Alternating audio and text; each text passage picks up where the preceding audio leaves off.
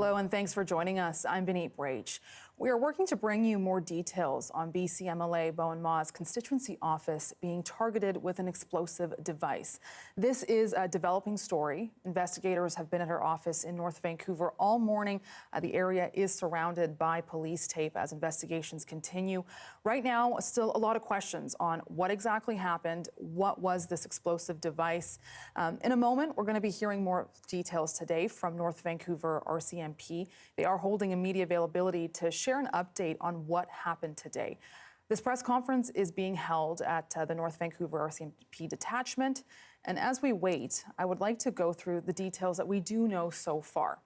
Earlier today, CBC News spoke to two sources on background. They said they are not in a position to comment on the details, but said that Legislative Security sent out an email to MLAs and constituency assistants around 7:30 a.m. this morning.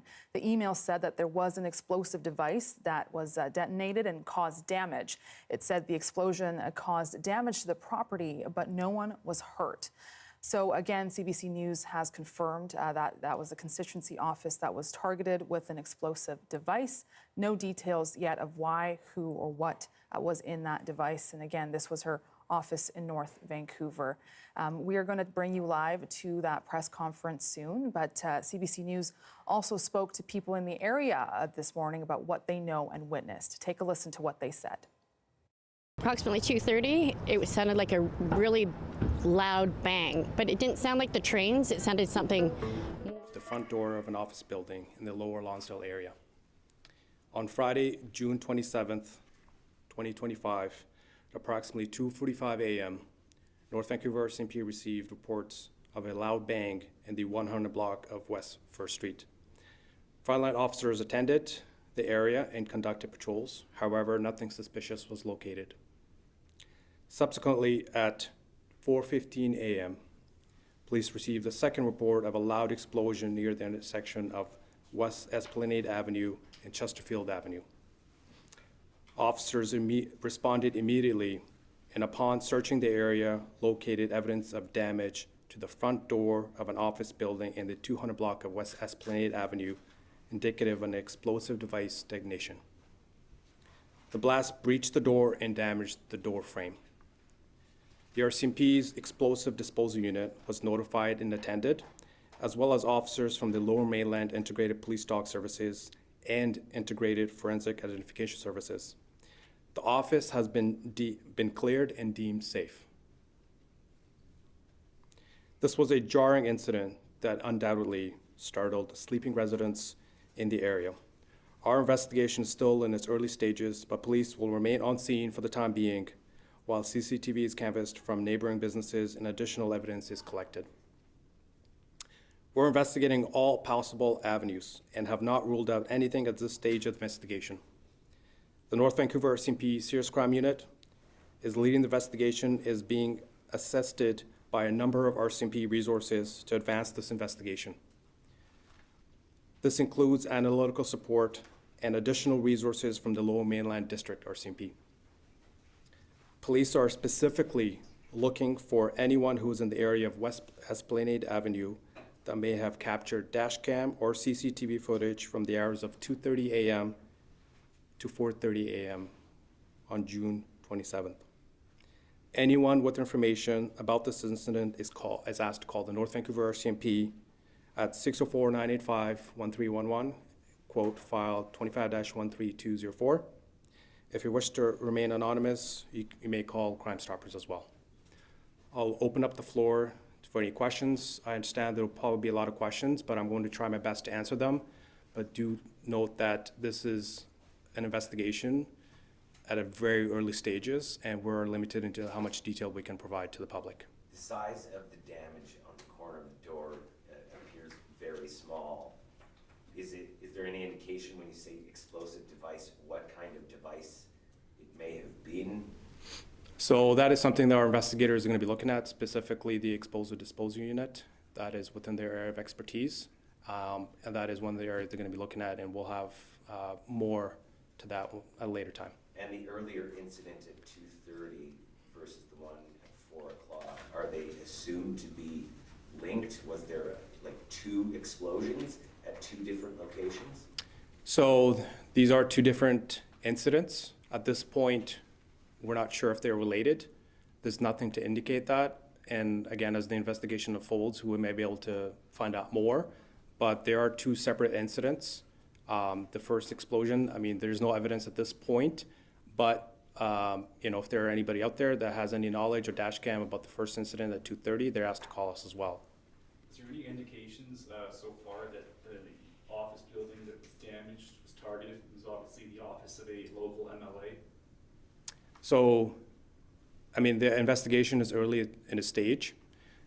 The office building does belong to an MLA's office, and we're in touch. Our investigators are in touch with her, Bowinn Ma's office. And so, again, that is something we're going to be looking at, see if this was specifically targeted at her office or was this in general. So we don't know, and those are the questions that are going to be answered, hopefully, through our investigation as it unfolds. Sorry, the 2:45 a.m. explosion, where was that? The 245 was heard in the 100 block of West 1st Street. Oh, West 1st. Yes. That's my block, I didn't hear. And then, so Bowinn Ma's office was at 4:30? Correct. Sorry, at approximately 4:15. 4:15. But we're asking anybody who's in the area between 2:30 Yeah. to 4:30, just so that, we can capture anything. Were the two devices similar in nature? To any indication if maybe they're from the same source? I heard maybe one was in a backpack. So the first incident that happened, all we heard was a bang. We have not found evidence to suggest that there's no other, we haven't found anything physical. So I can't tell you if it was an explosive device or a firecracker or anything. We don't know, because all we heard there was a loud explosion or a loud bang. And then the second incident, again, we were led to believe it was a loud explosion at that office. And I'm unable to get into details about what kind of material, what kind of explosive device it was. Did that first explosion cause any damage in that 100 block of West First? We did not find any evidence of damage or anything like that. Do you know if Bowinn Ma had received threats before that? We're not aware of any threats. What investigators, was it a bomb squad when you say it was like the explosive disposal unit? Like, if there was no explosives to dispose of, what exactly were they doing? So the explosive disposal unit is the RCMP's unit. They're a specialized group of people that are trained to, look into explosives or a number of, incendiary devices. So they have that specialty training that they're able to provide. So like I said, there was a loud bang, and we're led to believe this was an explosion. And so given the facts, given what we had seen, evidence on scene, we had called our explosive disposal unit. There's a number of names for it. People call it what you described, but the RCMP it's their explosive disposal unit. And you can't get into detail, or you said you couldn't get into detail about what was recovered, but can you confirm that there was indeed an object recovered from outside Bowinn's office, something that would have caused that the mark and the damage on the door and the ground? I don't want to get into that. I mean, as the investigation unfolds, we'll be able to get more details. In terms of what was recovered on scene, I don't have those details. That's something our investigator is looking at currently. They're on scene, they're holding the office for evidentiary purposes, and so I won't be able to get into those. Do you know if there was significant events like that in Vancouver before, or outside of Vancouver, and you were in the country? I'm not aware of any incidents that is targeting an MLA's office. We don't know, or an office building with an explosion. So this is one of the first in recent time that I'm aware of. Was either incident captured on camera, CCTV, or anything like that? So our investigators are currently conducting a CCTV canvass as we speak currently. So that is something we're looking at actively as of right now, as it hasn't even been 12 hours since the incident occurred. Can you explain how police approach like a potentially politically motivated incident like this? So I don't know if it's politically motivated. We're not calling it that, but we're investigating all possible avenues at this point. One of the benefits of the RCMP is that we have so many specialized units at our disposal that we can reach out and help us investigate this. Something like this, it's a serious incident, and we want to make sure that we investigate thoroughly and find the people that are behind this, that are responsible. So we have a number of resources at our disposal that are actively engaged in assisting our serious crime unit. And are you following up with Bowinn at all to give her any advice about security or anything like that? Absolutely. So our team is engaged. So also is with the E-Division Protective Services is engaged. And, in terms of what that discussion is, I won't be able to get into detail, but our investigators are in touch with Beaumont's office. Why not close down the whole building? Like, there were workers in the floors above kind of looking out the window as police were doing their work, and the e-bike store appeared to be closed, but the Pilates studio, Ministry of Children and Family Development was still going on, and workers were only told by management that the media had been reporting something, but they weren't told by police that there had been an explosion. Why not be perhaps more, not to be alarmist, but would you come to work in this building if there was an explosion here this morning? So let me just clarify. So that is going in detail about what actually happened and what our investigators were doing. So as the incident was reported, our units, frontline officers attended along with the explosive disposal unit and police dog services. There was a search done, and the office and the building was deemed safe. At no point was there ever indication that there's further risk to the public. And had there been any indication, most certainly we would have notified everybody in that building. But at that point, there was no indication that nobody further was in danger and that this was an isolated incident. What time was that search conducted and concluded? I don't have the times, but our police service dog and our explosive disposal unit were called out, and the police service dogs, they work 24/7, so they were there quite quickly. Any idea of how many people might be involved at this point that may be responsible in terms of suspects? One person, two people? So as the investigation unfolds, that is something we're going to be looking at. At this point, it's too early in the investigation to determine who's behind it and how many people or any motive. So you have no suspects, you have no persons of interest, you have no idea the number of people or? I didn't say that.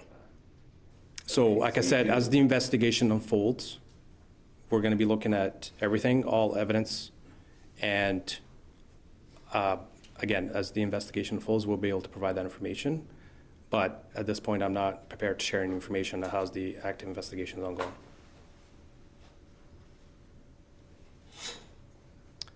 All right, if there are no further questions, we'll conclude that. Thank you all.